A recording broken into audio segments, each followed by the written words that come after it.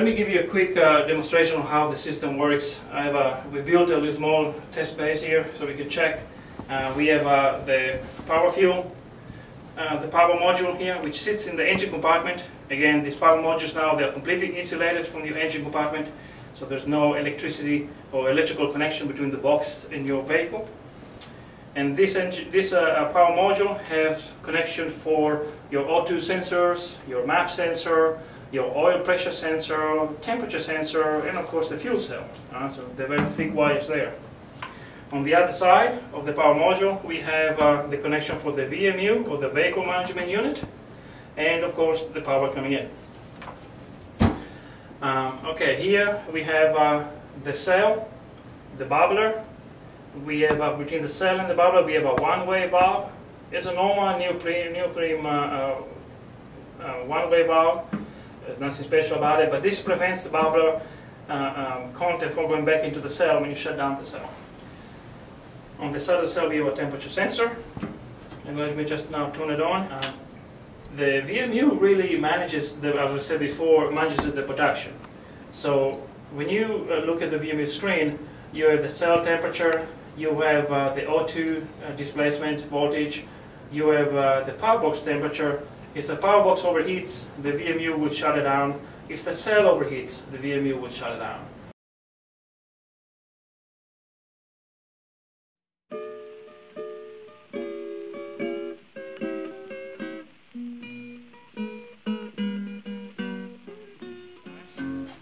It gets easier every time. If we can come perhaps closer, we can see the fuel cell. Now this fuel cell is almost a year old. So the water is still somewhat clear. The filter probably needs to be changed. We should change the filter, but it's still pretty clear, still in good condition. We have the cell, one-way valve into the bubbler, and the bubbler goes then into the delivery system. If you look at the front, at the top here, you can see that's the power box module. That's the power unit. It's just mounted there on the front part of the car. So as you can see, the air comes through the grill. It surrounds the cell. It goes in front of the radiator and into the engine. Okay, there's a VMU coming up. And then, okay, we have the cell temperature, the box temperature. The hydroxy output is off. See, my car is on, but the hydroxy output is still off. And this because the pressure sensor, the oil pressure sensor, is not being activated, which is rightly the way it should be. Let me start the car.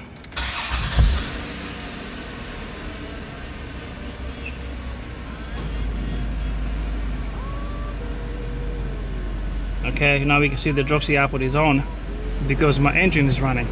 You don't want the hydroxy cell to be running unless your engine is running, and that's why we use the oil pressure sensor signal to manage the starting and stopping of the cell. Now it's a very hot day today here in Texas. I haven't been running with this car for a while. The temperature is 125 degrees Fahrenheit, and you can see then the computer is starting to adjust the voltage to the cell. It's starting to lower the voltage of the cell, waiting for the temperature to drop back down. Now it's about 120 degrees, so it drops very quickly to 122 because the fan just came on in the engine. So it's sucking a lot of air from the outside through the cell, like I explained before, and then into the engine. So you will see shortly it'll go very quickly below 122 degrees Fahrenheit. If you look at this particular area down here, we have a graph, and you can see this graph. This tells you basically a quick visual information on how much hydroxy is being generated. Of course, now we're going to go down to zero. We're not generating anything. It still say adjusting, but I would presume that we're generating perhaps maybe a quarter of a liter, if even that. We are down to 120 degrees Fahrenheit, and you will see that when we go below the 120 degrees Fahrenheit, everything will start to come back to life. And okay, we're now into standby mode, which basically means there is no hydroxy being generated. The temperature has not lowered enough for the cell to start safely again. Normally at this point, any other cell would just start to overflow into the bubbler, and the bubbler content would go into the engine. So our cells have a safety feature that stops this from happening. Basically, if it's a too hot of an environment, it won't go. Now the cell just came on. You see it went back on straight away. It starts to optimize the output. We are under 18 degrees Fahrenheit. and you will quickly see the graph going straight up, demonstrating, you know, that the hydroxy has restarted production.